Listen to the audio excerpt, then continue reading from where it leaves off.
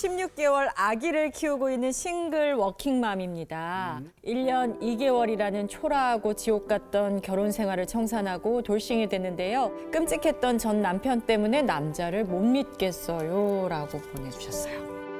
한번 어디에 계시는지 네, 한번 사연의 주인공. 네, 오. 만나볼까요?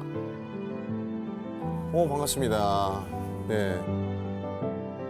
이제는 남자를 아예 못 믿겠다고 이렇게 말씀을 하셨는데 어떨 때 그런 생각이 많이 드세요? 뭐 연애할 때 어쨌든 잘해줬던 모습도 있었고 결혼했을 때도 이제 어쨌든 초반에는 좀 잘 살아보려고 이렇게 했지만 결론은 이제 결혼 생활이 이렇게 돼버렸고 전 남편이 이제 어쨌든 좀 달라졌다고 생각을 하니까 앞으로 누굴 만나도 똑같이 좀 이렇지 않을까라는 좀 그런 많은 신뢰가 떨어졌다고 해야 되나요? 그런 게 있는 것 같아요. 이게 제 진짜 고민이었던 게 이제 주변에서 아기도 어리고 너가 나이도 아직 30대니까 빨리 재혼을 해라라고 계속 그렇게 말을 주변에서 너무 많이 듣는데 저는 아직 마음이 닫혀 있어서 그게 제일 고민이었거든요. 근데 저는 뭐 이렇게 생각합니다. 주변 분들이 아무리 사랑으로 호의로 그런 얘기를 하지만 주변 사람들이 좀 그런 얘기를 안 해주면 좋을 것 같아요. 근데 우리 한국 사람들은 유난히 남에 대해서 관심이 많고 또 남에 대한 코멘트를 잘하는 것 같아요. 근데 다 좋은 마음으로 하는 거예요. 지금 되게 친한 친구가 있는데 제 개인적으로는 그 친구 집안에는 아이가 없어요. 근데 제가 왜 아이를 안 낳았는지 벌써 안 지 몇 년이 됐는데 한 번도 묻지 않았어요. 그러니까 가장 밥을 많이 먹는 친구인데 하루에 문자도 몇 번이나 하는 친구인데 아이가 뭐 없는 건지 아이를 안 가진 건지 안 생기는 그걸 왜 물어봅니까? 상대방이 얘기하기 전까진 묻지 않아야 한다고 생각하거든요. 저는 오히려 우리 여성분이 제 친구이고 제 뭐 여동생이라면 그래요. 너무 고생했고 애썼고 수고했다. 실수할 수 있고 실패할 수 있다. 그렇지만 그게 다가 아니다. 오히려 이렇게 말하고 싶어요. 이제 1년 반 결혼해서 이제 힘들었으니 그 힘든 게 이렇게 파도처럼 잔잔해질 때가 올 거예요.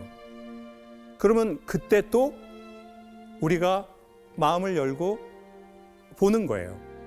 책도 보고 강연도 보고 만나도 보고. 그리고 이번에는 이렇게 좀 해보는 거죠. 너무 현실적으로 말씀드릴게요. 주식으로 비유해서. 가장 좋은 건 제가 보기엔 저평가 우량주 아니겠습니까? 와, 가치 투자. 그렇죠. 네, 가치 투자해야죠. 지금 상당히 저평가가 돼 있어. 근데 괜찮아. 근데 내가 그러면 이때 투자를 해야 되거든요. 그러면 이 투자는 뭐냐? 믿음을 주면 이 남자는 여성들을 아주 되게 고마워하거든요. 제가 보기에 사랑보다 오래 가는 건 고마움이에요. 남자는 자기가 이미 상장이 되면 여성에게 별로 고마워하지 않아요. 나 이미 상장이 돼버렸어. 나 이미 사업이 잘 돼. 나 강연이 이미 잘 돼. 근데 누가 고맙겠어요? 잘한다고 하는 말이 그냥 안 들려요. 그래. 이러는 거죠. 근데 내가 지금 능력이 없어. 나도 되게 불안해. 나도 될지 안 될지 모르겠어. 근데 이 여자가 나를 믿어줘. 오빠는 돼. 난 사람 보는 눈 있잖아. 너무 조급해하지 말고 당신 좀 하고. 그런 거에 대한 이 고마움이 남자는 이게 엄청 심하단 말이에요. 여자보다. 나도 나를 믿지 않는데 나를 믿고 지지하고 응원하는 거에 대한 이 고마움이 막 그 불타는 애정보다 훨씬 더 오래 갈 수 있다는 말에 동의합니까? 네. 저 지금 감동받아서 우시는 거 아닙니까? 형제님 한 분이. 네? 저기 그 마음을 저기 형제님 한 분이. 오세요. 아, 우세요? 네, 저 마음을.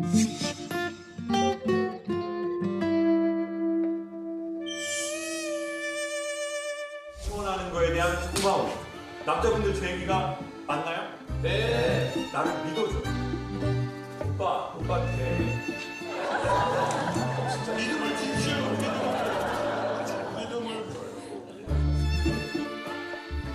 근데 제 얘기가 지금 맞아서 뭔가 감정이 이렇게 되신 거예요? 제가 지금 결혼한 지 23년 됐는데요. 지금 딱 정확히 지금 제 얘기를 하고 있어갖고 저는 진짜 소실적에는 뭐 그냥 속된 표현으로 개차반이었거든요. 근데 그때는 몰랐습니다. 그 상황에서는 저는 철딱서니가 없었으니까 시간이 지나니까. 그때 아내분이 연애를 하시면서 믿음을 주셨어요? 그래서 제가 지금 여기까지 마음의 여유를 갖고 웃을 수 있었던 것 같습니다.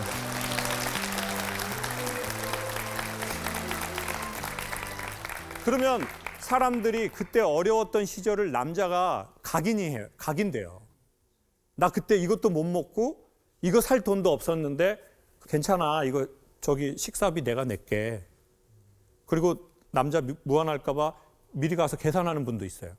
그렇죠? 정말 그렇게 행동을 했습니다. 거 봐요.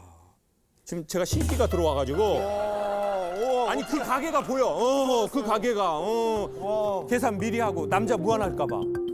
그때 그러면 이제 그게 이 사람이 이렇게 한 번 배려, 두 번 배려, 세 번 배려했구나. 근데 그때는 몰랐습니다. 그 상황에서는 저는 철딱서니가 없었으니까.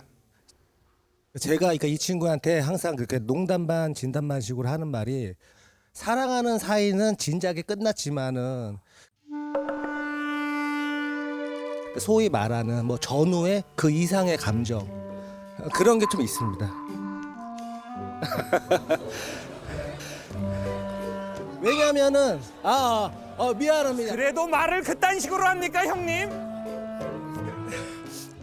깨달음. 뭔 놈의 깨달음이 여기서 또 나옵니까? 지금 성직자분들 모시고 지금 여기서 지금 깨달음. 그러니까 자 봐보세요. 이런 남자도 있어요. 이런 남자도 있고 근데 더 중요한 건 저 남자도 처음에는 오히려 지금 당신께서 얘기하시는 것처럼 철딱서니가 없었습니다. 제가 좀 개념이 없었던 것 같아요. 제가 그거를 50이 되니까 깨닫네요. 그러니까 이런 경우도 있다는 거죠. 그래서 어떻게 보면 우리가 서로에게 뭐 이렇게 사랑하자 이런 말 잘 안 믿거든요. 딱 하나만 하자라고 하면 예의를 좀 지키자. 상대에 대한.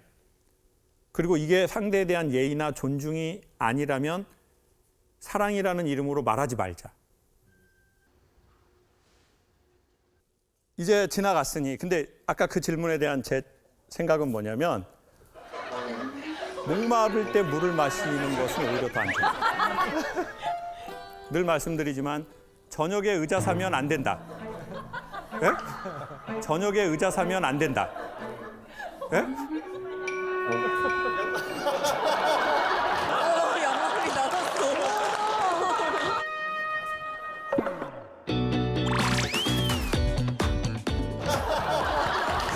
양말이 나왔습니다. 네.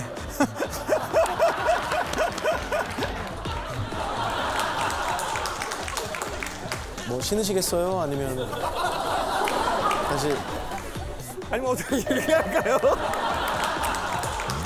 예. 누구야? 누구인가? 아니 주세요. 정말 카리스마 떨어지네요. 죄송합니다. 이거 왜 웃나? 이게 되게 진중한 얘기인데 왜 웃으시나 그랬네요.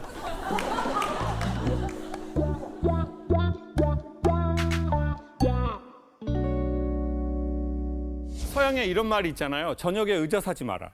저녁에는 몸이 피곤하니까 웬만한 의자가 다 좋아 보이는 거래요. 외로울 때 연애하지 마라. 근데 우린 이렇게 생각하잖아요. 외로우니까 연애하는 거 아니야? 외로우니까 연애하는 거지. 그 연애는 언제 하면 좋으냐? 제가 보기엔 최소한의 홀로서기를 했을 때. 그 홀로서기는 경제적 홀로서기, 정서의 홀로서기, 내가 최소한의 홀로서기를 하고 그 상대방 남자도 최소한의 홀로서기를 해야 돼요. 그래야 연합이 되잖아요. 우리의 가정으로. 근데 나도 홀로서기를 못했어. 상대방도 홀로서기를 못했어. 그러면 처음에는 엄청 불이 붙어요. 왜? 야, 나도 외롭고 너도 외롭고 진짜. 진짜 막 탄다 타. 막 이때는 막 엄청난 사랑을 논하고 그러니까 결핍과 결핍이 만나면 순간 폭발력이 어마어마하거든요. 그러니 최소한의 홀로서기가 됐을 때 그때의 연합은 막 이렇게 불타지 않아도 되게 중장기적으로 좋더라는 거죠. 그러니 추천하고 싶은 건 그 남자를 막 생각하기보다는 나한테는 어떤 일이 있었지? 나는 이 과정을 통해서 보니 어떤 사람이지? 이렇게 한번 보고, 그리고 언젠가 정말 좋은 건 아이가 있기 때문에 아이의 아빠에 대한 내 마음이 좋은 게 좋겠죠. 아이를 위해서도 나와 함께한 그 짧은 시간에 대한 내 그 예의로서도. 오늘 누구랑 오셨어요? 지금 친구랑 아, 친구랑. 아니, 친구가 막 내 편 들어주고 그게 맞든 조금 더 과하게 하든 그런 친구가 있다는 것도 너무 고마운 일이고 좋은 일이라고 생각해요. 맞아요. 네, 힘내세요. 작년 말 성격 차이로 이혼 후 15개월 된 아이를 키우고 있는 26살 싱글맘입니다. 이혼을 하면 홀가분할 줄 알았는데 두려움이 밀려오더라고요. 아이가 커서 한부모 가정을 인지하고 사회적 시선에 힘들어할까 봐 걱정되고, 그러기 전에 하루빨리 가정을 만들어주고 싶다는 마음에 자꾸 조급해집니다. 하지만 전 재혼은 하고 싶지만 연애는 하고 싶지 않은데 어떻게 해야 하나요?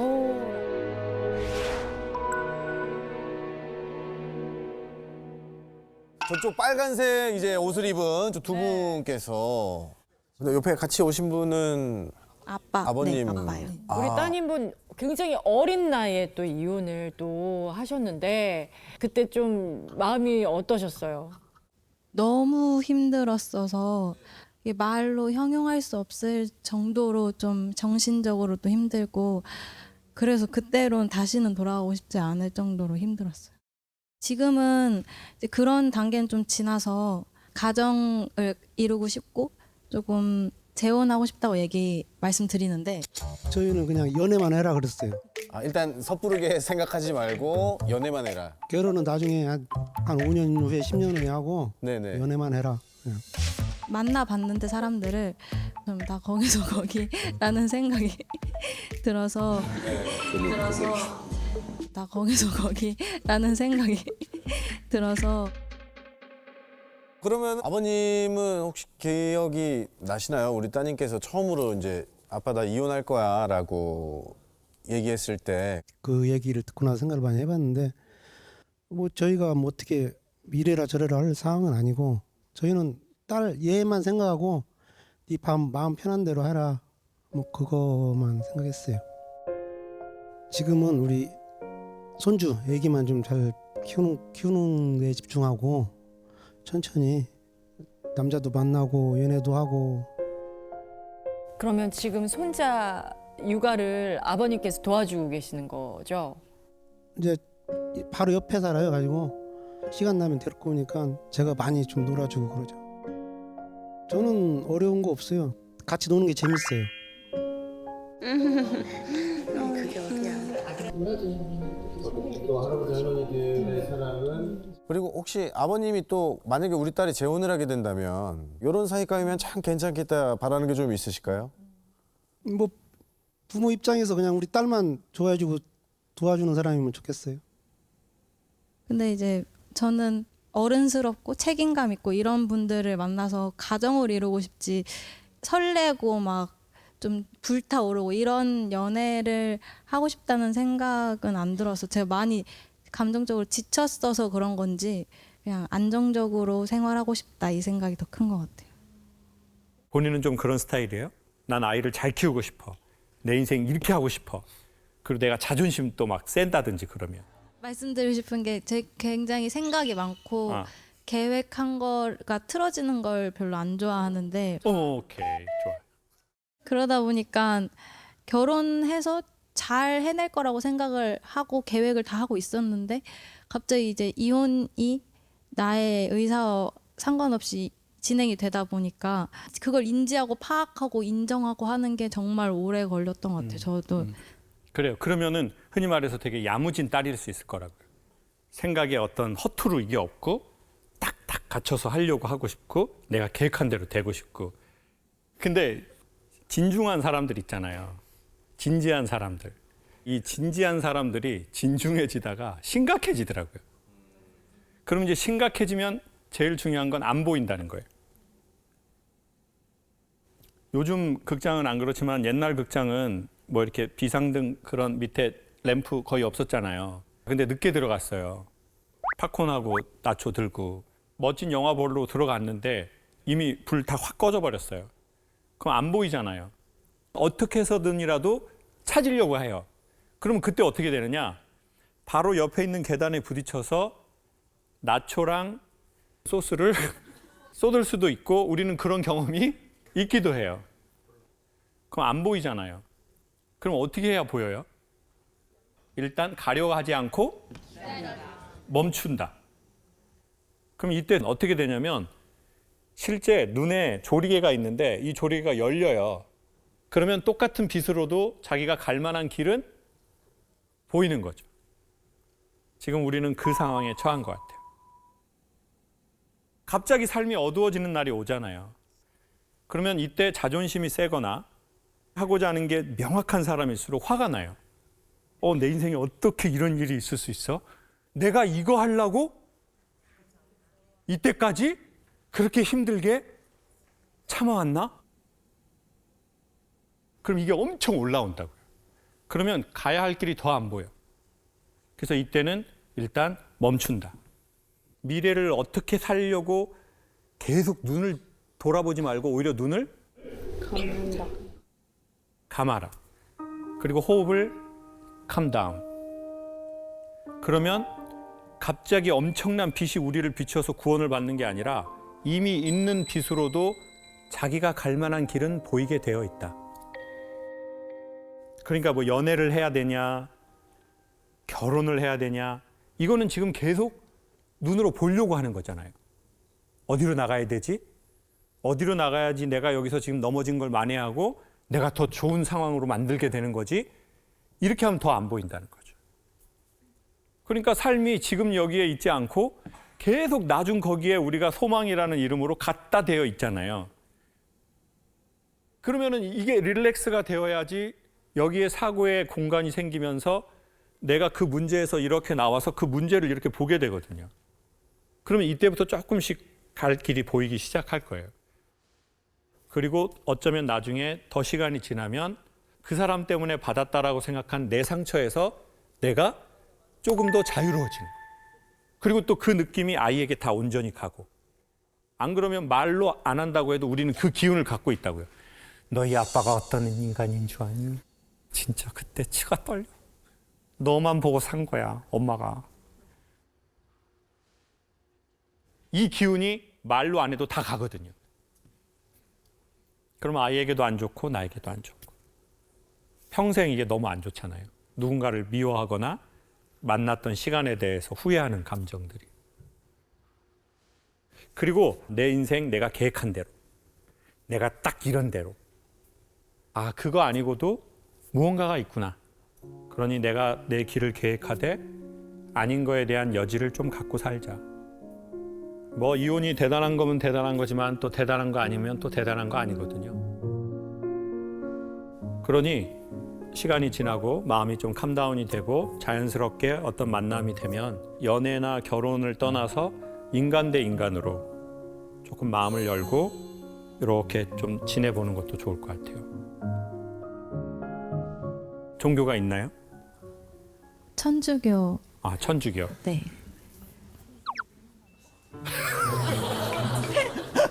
왜 이렇게 조심스럽게 말씀하시면서 신부님 한번 봤다가